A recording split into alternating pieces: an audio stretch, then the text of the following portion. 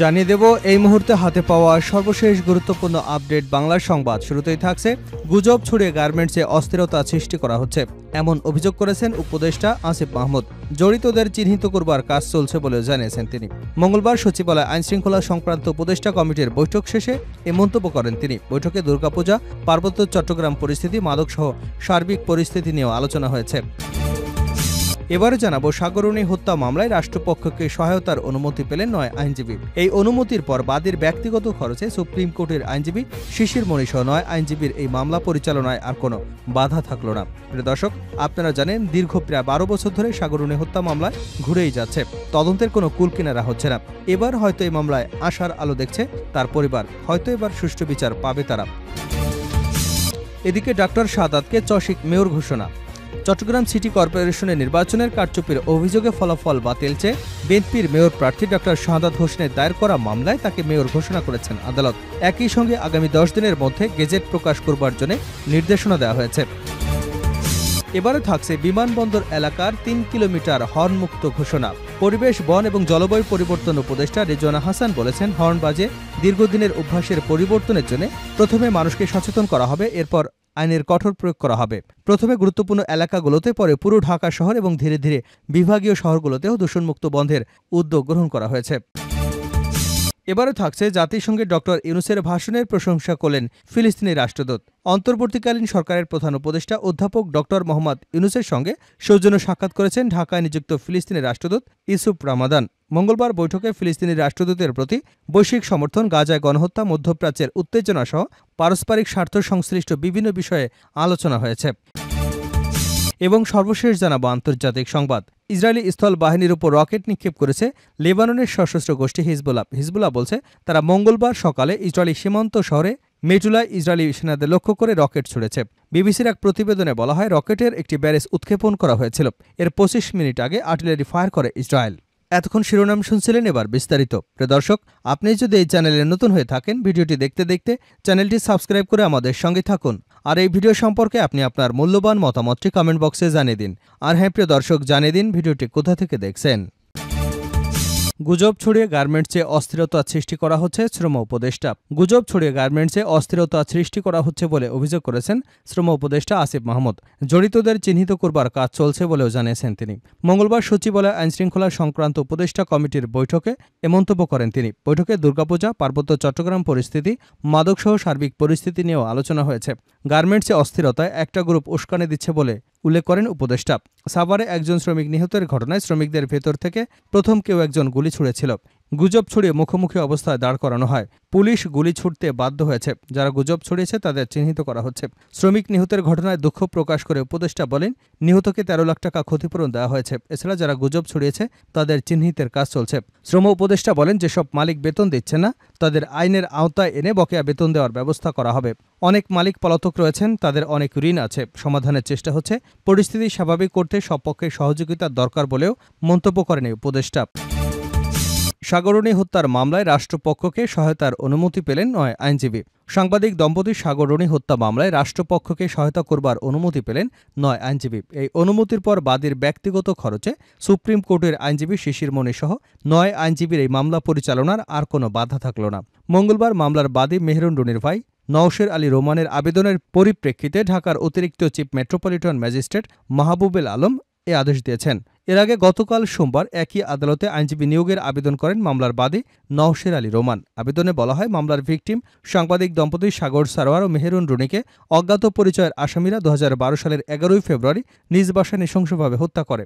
দীর্ঘ 12 বছর অতিবাহিত হবার পরও মামলার কোনো প্রকার অগ্রগতি নেই। ফলে মামলাটি দ্রুত নিষ্পত্তি এবং ন্যায় বিচারের স্বার্থে রাষ্ট্রপক্ষের প্রসিকিউটরকে সহায়তার জন্য বাদীপক্ষ নিজ খরচে আইনজীবী নিয়োগ করবার অনুমতি প্রার্থনা করে। আলোচিত মামলায় সাগরণীর বন্ধু তানবীর রহমান মোট আসামি 8 জন। প্রসঙ্গত 2012 সালের 11 ফেব্রুয়ারি রাতে ঢাকার পশ্চিম রাজাবাজারে নিজ বাসায় মাছরাঙা টেলিভিশনের বার্তা সম্পাদক সাগর সারোয়ার ও এটিএন বাংলা জ্যেষ্ঠ প্রতিবেদক মেহেরুন রুনিকে নির্মমভাবে খুন করা হয়। ডক্টর শাহাদাতকে চসিক মেয়র ঘোষণা।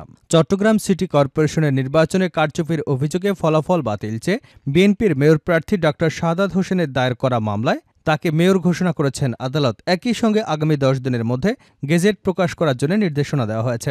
আজ মঙ্গলবার দুপুর 12টায় নির্বাচনী ট্রাইব্যুনাল এবং যুগ্ম জেলা ও দায়রা জজ মোহাম্মদ খায়রুল আমিনের আদালত এ রায় দিয়েছেন।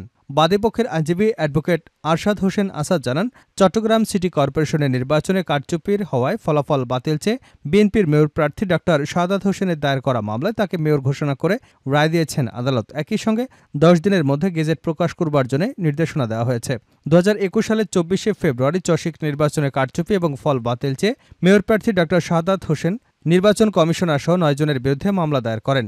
এ মামলায় বিবাদী করা হয়েছিল চসিকের সাবেক মেয়র এম রেজাউল করিম চৌধুরী, আঞ্চলিক নির্বাচন কর্মকর্তা মোহাম্মদ হাসানুজ্জামান, নির্বাচন কমিশনার সচিব, প্রধান নির্বাচন কমিশনার আবুল মনসুর এবং এম এ মতিন।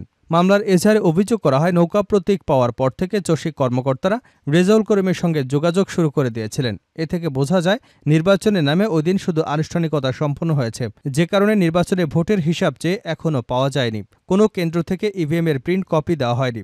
ভোটের দিন দুপুর পর্যন্ত 4 থেকে 6% ভোট পড়ে, কিন্তু ভোটের হিসেব দেখানো হয় 22% ভোট পড়েছে।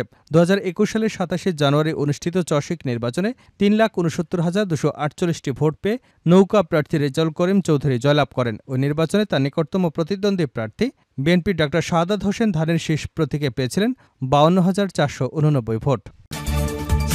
বিমানবন্দর এলাকা 3 কিলোমিটার মহাসড়ক হর্নমুক্ত। পরিবেশ, বন এবং জলবায়ু পরিবর্তন উপদেষ্টা রেজওয়ানা হাসান বলেছেন, হর্ন বাজিয়ে দীর্ঘদিনের অভ্যাস পরিবর্তনের জন্য প্রথমে মানুষকে সচেতন করা হবে, এরপর আইনের কঠোর প্রয়োগ করা হবে। প্রথমে গুরুত্বপূর্ণ এলাকাগুলোতে, পরে পুরো ঢাকা শহরে এবং ধীরে ধীরে বিভাগীয় শহরগুলোতেও শব্দদূষণ বন্ধের উদ্যোগ নেওয়া হবে। মঙ্গলবার রাজধানীর কুর্মিটোলায় বেসামরিক বিমান চলাচল কর্তৃপক্ষের প্রধান কার্যালয়ে এক অনুষ্ঠানে সৈয়দা রেজওয়ানা হাসান এসব কথা বলেন।